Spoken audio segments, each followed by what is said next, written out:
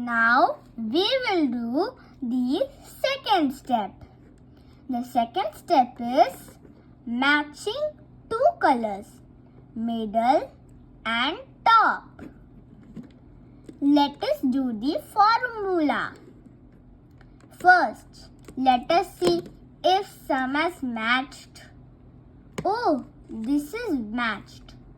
Okay, let's see more. Yes, these two are matched. Orange, orange, blue, blue.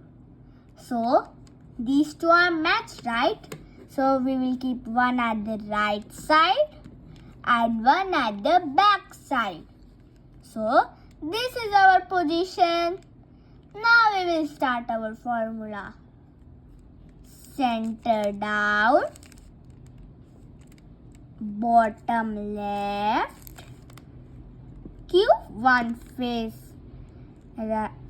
left, center up, cube one face right, center up, cube one face right, then normal steps, opposite, down, back, position,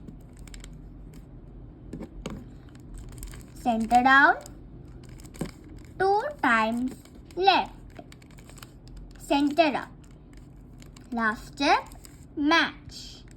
See, we have matched red, red, green, green, orange, orange, blue, blue. So our second step is over. Bye.